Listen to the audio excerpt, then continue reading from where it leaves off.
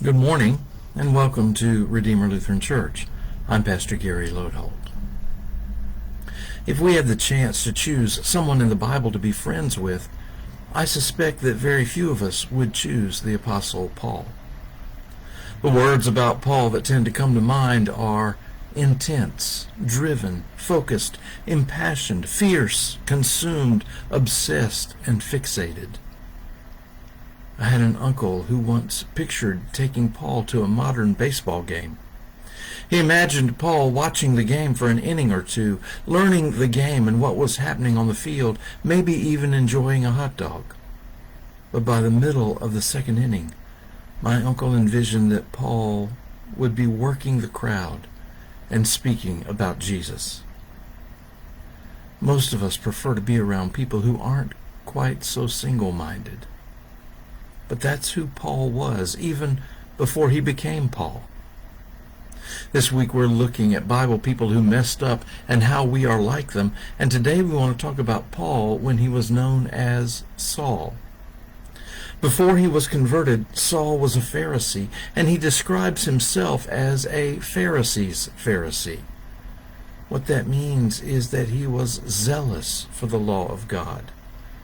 As single-minded as Paul was to tell about Jesus after he was converted, before he was converted, Saul seemed just as single-minded about the Jewish faith.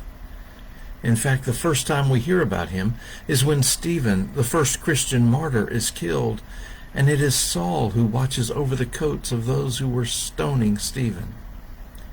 Later, he was so zealous for the law that he sought permission to seek out believers in this new movement called Christianity and to arrest them.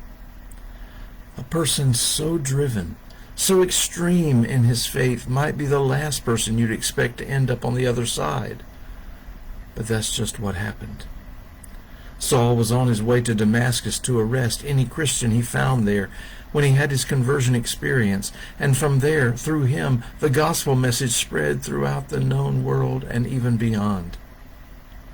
But before we celebrate that, perhaps we have something else we can learn, not from Paul, but from Saul. You see, like Saul, so often we are caught up in our own idea of what is right that we fail to see the new thing that God is doing right in front of us. We are so ready with our answers, failing to grasp that we might not even understand the questions. Our minds are closed to the wonderful imagination of God and where God might be leading us. We tend to be trapped in what has always been, and we don't embrace the God of what can be. Perhaps the way Paul might say it of himself, he followed the law, but forgot love. This is the major theme of Victor Hugo's work, Les Miserables.